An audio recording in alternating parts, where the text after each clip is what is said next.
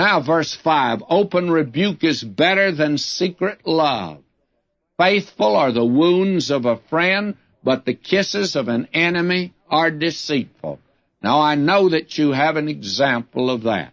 That was the kiss of Judas. The kisses of an enemy are deceitful. And then you remember that Paul rebuked Simon Peter, and he said he needed it. And Peter never fell out with him over that. They were in entire agreement. And so it's wonderful to have a friend that'll call attention to your faults and that sort of thing. And that's the reason a preacher needs a good wife that can keep him humble and tell him what's wrong with him. You know, sometimes I come from a service, I'm puffed up like a balloon. And then we get in the car and my wife pushes a pin in the balloon. And I recognize that she's the one right, not the one that was flattering me at all. Well, it goes like that, does it not? Now, verse 7, the full soul tramples on a honeycomb, but to the hungry soul every bitter thing is sweet.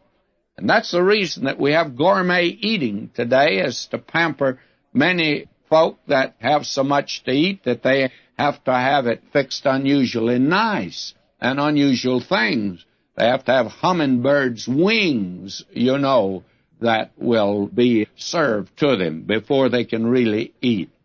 That's the reason I think that cooking in European countries, England, France, Italy, and Spain, reached such a high degree of perfection because of the fact that the ruling class had plenty. And they got tired of just having tenderloin steaks, filet mignons every day, and ice cream with strawberries on them.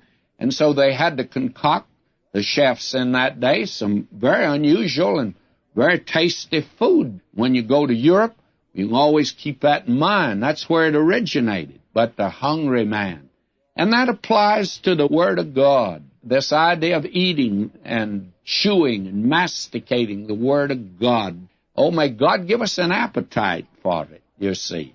Now, verse 8, so a bird that wandereth from her nest, so is a man that wandereth from his place. That is, there's so many folk in churches and in Christian work, they're like a round peg in a square hole, or a square peg in a round hole. They just don't fit. And the reason is that God has given to every believer a gift. We've seen that when we were back in 1 Corinthians. But now hath God set the members, every one of them, in the body as it hath pleased him.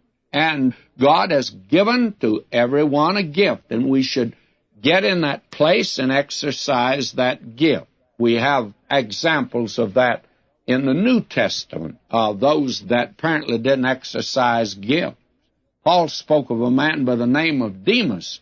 Demas hath forsaken me, having loved this present world. He went back into the world. Apparently never did fit in, you